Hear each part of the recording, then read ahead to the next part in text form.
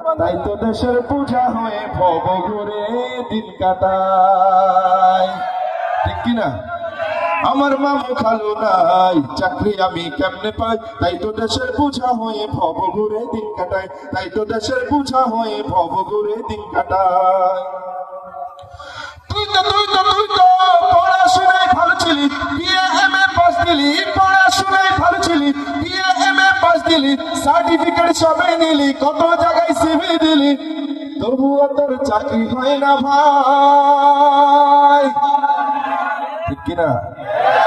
কেন তবুও চাকরি হয় না? কারণ কি? কারণ হলো আমার মামু খালু নাই, চাকরি আমি কেমনে, একটু গান, আমার মামু খালু নাই, চাকরি আমি কেমনে পাই? তাই তো দেশের পূজা হয়ে ভব ঘুরে দিন কাটাই, তাই তো দেশের পূজা হয়ে ভব ঘুরে দিন কাটাই। আরেক দল মানুষের অযথায় চাকরি হয়ে যায়, যোগ্যতা নাই তাও চাকরি হয়ে যায়। কেন হয়ে যায় চলুন শুনি। আবুল, ও আবুল, তুই কেমনে চাকরি পেলি? রুচি কাছে বকা খেলি, তুই কেমনে চাকরি পেলি? রুচি কাছে বকা খেলি, পাস করলি ঠেলি ঠুলি, জবাব শুনে অবাক হয়ে যায়।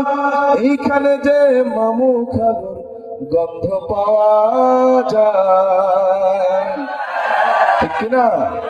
এইখানে যে মামু খালুর গন্ধ পাওয়া যায়, আমরা চাকরি পাই না। কারণ আমার মামু খালু নাই, চাকরি আমি কেমনে পাই? তাই তো দেশের পূজা হয়ে ভব ঘুরে দিন কাটাই। মামু খালু নাই, চাকরি আমি কেমনে পাই? তাই তো দেশের পূজা হয়ে ভব ঘুরে দিন কাটাই। জুড়ে বলেন না মারহাবা। আওয়াজ আবার কমে গেছে, শেষ হয়েছে? টাকা শেষ হয়েছে নাকি নেওয়া? মানে